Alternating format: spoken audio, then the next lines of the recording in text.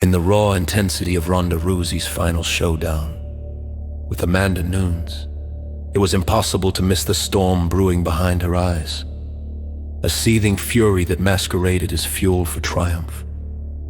But what unfolded was a stark revelation. Anger is nothing more than a deceptive mirage, whispering promises of power while chaining you to your own downfall.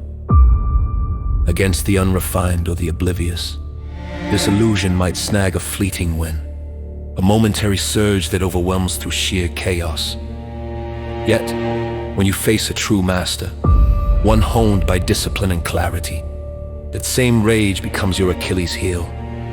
They don't just shatter your guard, they unravel the threads of your mind, exposing the fragility beneath the bluster, leaving you exposed and echoing in defeat. Consider the arena of words, those heated clashes we call debates, where the self-righteous thunderer, bloated with indignation, inevitably stumbles into the quiet blade of composure. The furious one lashes out, veins bulging with the heat of imagined justice, only to be dismantled by the serene observer, who speaks not from ego's roar, but from a well of unshakable poise. It's the calm voice that cuts deepest, exposing the hollow core of the outburst, turning the aggressor's fire into smoke that chokes only themselves.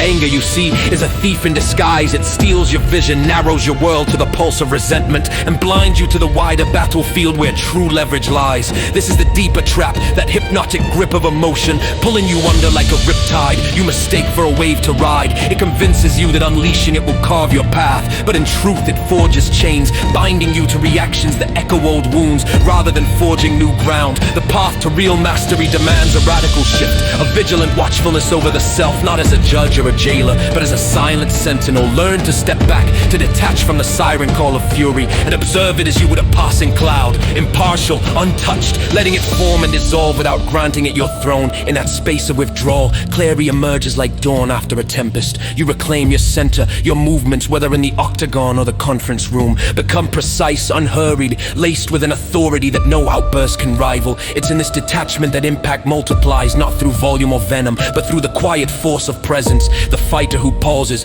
breathes into the void of their own storm, doesn't just endure, they transcend, turning potential ruin into revelation. The debater who listens amid the fray doesn't conquer with clever barbs, but disarms with insight, leaving the opponent adrift in their own echoes. And in the quiet hours beyond the spotlight, this practice becomes a lifeline, a shield against the daily assaults that stir the beast within, a compass guiding you toward decisions born of wisdom, not whim. Embrace that inner vigil, and you'll find that the greatest victories are silent ones, won not in the clash of wills, but in the sovereignty of your own unyielding.